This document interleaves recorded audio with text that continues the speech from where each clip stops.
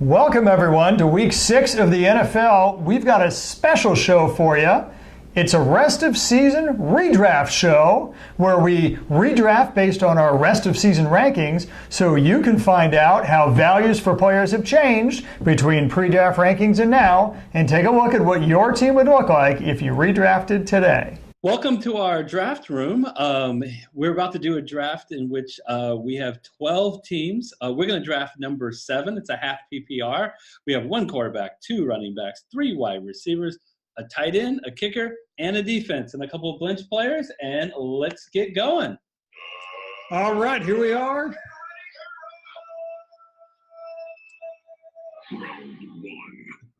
All right, so we are at the 7th spot, and Gary, nothing but running backs off the board. Although one is quizzical as all get out. James Conner is the 6th pick in the draft. This is a rest of season draft, folks. This is not a what has been done prior to now draft. So that was a mistake, or I believe the person who drafted 6 was smoking the funny weed. So let's take a look at the wide receivers that are out there. Well, you got Antonio Brown, who's the best in the business. Michael Thomas, who's actually been the number 2 wide receiver so far. I'm surprised Adam Thielen is not here. He's been the wide receiver. Frankly, he's got the biggest target share, most yards, most receptions of any wide receiver so far this year, and clearly, to me, looks like the best. And he's not even in their top 4 suggested. Yeah, so that'll be interesting. Well, first of all, is there a running back that catches your eye? Are we definitely going wide receiver, given that there's 6 first? There are running backs that catch my eye. Frankly, Le'Veon Bell catches my eye, but you'd have to guarantee that he would be coming back next week and that he would be on Pittsburgh. And since you can't, then I frankly would definitely go Adam Thielen or Antonio Brown. Yeah. So I think I would still opt. I know the guy who's had the better year so far is Adam Thielen, but man, and Michael Thomas is also really intriguing, I tell you. But I think I would go against the experts and go with Antonio Brown. Yeah, it's hard to knock Antonio Brown as the first receiver off the board. Okay, so this is a 12-team league, so there's going to be a lot more picks actually selected. And unfortunately, just 2 picks ahead of us, Adam Thielen went off the board. Yeah, and Le'Veon Bell lasted the 2nd round. That's interesting as well. Julio Jones is still available, and Eric, in the beginning of the season, he was picked 6th or 7th in the 1st round. Yeah, so just as a review, we are now doing the 18th overall pick, and 10 running backs and 7 wide receivers have been selected. So in taking a look, we picked a wide receiver. I am open right in the middle, so it's about the same distance going each way. So our options look to be between Julio Jones and Joe Mixon, in my opinion. I'm a little shocked Julio Jones is still available, but believe it or not, I would go with Joe Mixon because Joe Mixon has been such the bell cow. That's a term that's thrown around a lot, but the reality is this. When he's on the field, he missed 2 games with injury. When he's on the field, he's got 95% of the carries. That's literally a bigger share than any other running back in the league. Plus, he catches 5 or 6 passes a game to go along with 21 or 22 rushes. His number of touches, the NFL is a land of opportunity, is better than really anybody else this side of James Conner. Yeah, the other owners are getting frustrated, Gary. Sweet mother of So I think we go ahead with Mixon. All right, so the top 2 are our top 2 picks have been selected. Wow, finally we're getting the tight ends going. 2 of the 3 tight ends are off the board. That's not the surprise, but the surprise is which 2 were taken, Gary.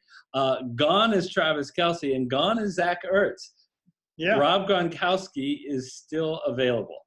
Yeah, and that is a surprise. Rob Gronkowski has been very underwhelming so far, and there are more targets now in the New England receiving core, if you want to broaden that term to include tight ends. Yeah.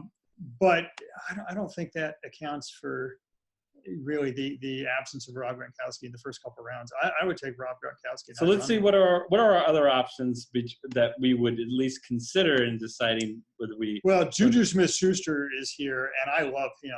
I honestly think he is as talented as Antonio Brown. Statistically, Gary, is there any issue with picking 2 wide receivers on the same team, or does it just simply matter you pick the best player available when you I think you pick the best player available. Yeah. I don't worry about what teams there are, if they have the same bye weeks or things like that.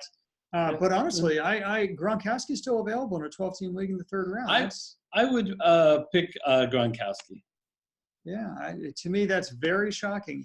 Going forward, you have to assume he's going to get the same opportunity as he's had in previous years, and he'll put a big And that New England offense is starting to heat up after a slow start. And there goes Juju Smith-Schuster and Stefan Diggs in the next 2 picks. Not surprising.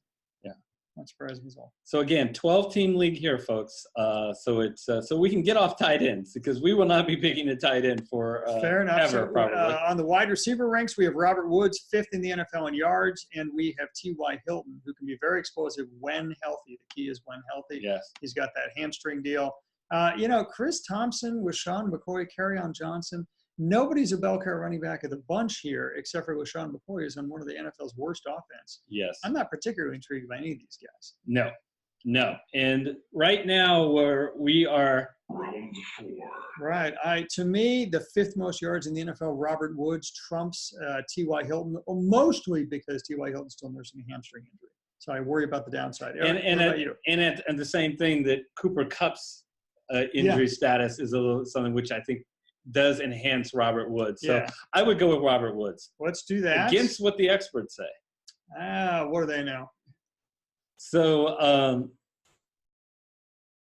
all right, more players off the board. And, wow, I gotta say, take a look at what just happened. Tight ends are 5 gone. The first quarterback is off the board, and it's Patrick Mahomes. Is taken. So one option is to go at quarterback, although I am immediately excited, not about what the experts are saying. It's Alshon Jeffrey, who I think is the clear number 1 on a team that when we did the draft originally, we were worried about Carson Wentz's health. He has proven his health. He's proven his ability, and that Alshon Jeffries is absolutely the number 1 target. Great quarterback. He's got very little competition in the way for catching other than Ertz, really. And they don't have a very good running game. Alshon Jeffries checks all the boxes. Okay, so more guys off the board. There goes the quarterbacks. And I'm going to get off wide receiver because we filled that, and we're probably not ready for a bench. Who we got to go? Let's see the quarterback. The quarterbacks the running backs that were selected right before us were Aaron Rodgers, Drew Brees, Tom Brady, and Deshaun Watson. That means Cam Newton's still available. Let's get to him in a second. I'm still not excited about these running backs. Note all of them were available 2 rounds later than we could have picked them. Yeah, that's not surprising at all. You go to quarterbacks. Eric, you got Matt Ryan, who's having a near MVP year, and you have Cam Newton, who, with his legs, from a fantasy perspective, is a top 5 quarterback. And speaking of MVP years, we got to at least mention Jared Goff. I mean, he's having an outstanding year in LA. But I would go with Cam Newton. I'd go with Cam Newton. That's the difference between fantasy and reality. In reality, you go with Matt Ryan or Jared Goff. Cam Newton brings so much with his legs in addition to fantasy. His I love it. I love it. I'm really liking the setup of this team. It's so far I feel like we're having a good draft. Absolutely. So we could take a flyer on a bench player for a wide receiver if we liked one, but we got to fill our running backs, and it's the same names, virtually the same names. You got Carry On My Wayward Son, Tariq. I'll tell you, I would go a little bit against the grain. I just want somebody with a high ceiling at this point. And Tariq Cohen is my guy because he fits into the Matt Nagy offense so much better than Jordan Howard does. And he's had 2 straight fantasy games with over 20 points to show for it. I love his ceiling, especially in where are we, the 7th round. Are you concerned about Buck Allen? Is that why you're afraid of Alex Collins, which the experts pick is? I'm very afraid of Buck Allen. Okay, so let's go with Tariq Cohen, who is really in the last few weeks come on strong, especially in the passing game, and actually getting more involved with running. Okay. God, so he's easily the most talented, but man, the Green Bay coach will never figure that out. Is there any flyer you want to? Well, here's the flyer, and again, I'm going to show my Seahawk roots. But all the nonsense that Coach Pete Carroll said in the offseason about getting Penny involved is not been the case. Chris Carson, I believe, will retain that job. Okay, so Chris Carson is a possibility, and then from a flyer, Crabtree, Shepard, Geronimo Alice, and Mohamed Sanu. I'm not excited about any of them, especially not the experts pick of Crabtree. Probably the worst of the four. So we want to go with you. Ouch! You've never been a Crabtree fan. Yeah, Aaron Jones has got more talent than any of these guys, but you'd never know from Green Bay. So let's take Chris Carson. We got a solid running back on the bench. You got to be happy with that. Is it too early to start thinking about defenses to get ahead of the curve? That's my question to you. Yeah, no, it is not too early, but only if there isn't a player that we're really excited about. We do not have a wide receiver yet off from our bench. Is there any guy here that you're like, oh, this guy could step in and No, Quincy Enunwa may not. He's injured, and he frankly was never as talented as he was pretending to be on the Jets. Mohamed Sanu is the third best wide receiver. Aguilar's third best wide receiver if you want to include Ertz, and he gets like 6 yards per touch. Godwin's probably the best of the bunch. The experts don't agree, but I'm not all that excited about these guys. Okay, so I'd say then let's take a look at defense. None have been selected, so we get our choice of all the potential. You want Jacksonville or Chicago? Yeah, that's the deal. So that to me is a coin flip. Eric, what do you say? Yeah, so I would stick with Jacksonville. They have struggled in the last couple of weeks, but I would go to Jacksonville and simply say, I want you to be on my team. Okay. So, all right. So now I think we're really looking for that flyer to round out our bench. Yep. So on the wide receiver front, Keelan Cole is a wide receiver one. You always like him to be the best on your team. So that's a possibility. From a running back perspective, Hines is garbage. Jamal Williams is garbage. Duke Johnson this year has been totally down. It's the last one that I'm actually a little bit excited about. Yeah. Because all of the yeah, he's getting all the carries in Tampa Bay. Whether he's talented enough or not, he's getting them. If there was going to be a change, the best time to do the change would have been during the bye week, and they came back not with Ron Jones Jr. The second. They went heavily with Peyton Barber. Yeah, and assuming they'll still continue to go heavily, he's a great person to stash on your bench. We got 2 running backs on our bench. Probably don't want to go running backs anymore. Yeah, so, tons of defenses are heavily off. Well, yeah, they're going to defenses, and people are going to pick defenses and kickers here. So now's the time to grab that kicker, and we come back with our final flyer, which should probably be a wide receiver. So who's the best kicker in the land? For me, it's still the same answer in the last 5 years, Stephen Gostkowski, because, again, I trust that New England offense. I'll tell you, the person who I think is the best kicker isn't even listed here, so I'm going to go down until we get to kickers. And what in the world is Greg Zuerlein doing at number 5? Well, he's injured. He's back. He's not injured. He's the only kicker that they're carrying on the team anymore. They got rid of Santos and everybody else. Okay, well. Let's get Zuerlein up there.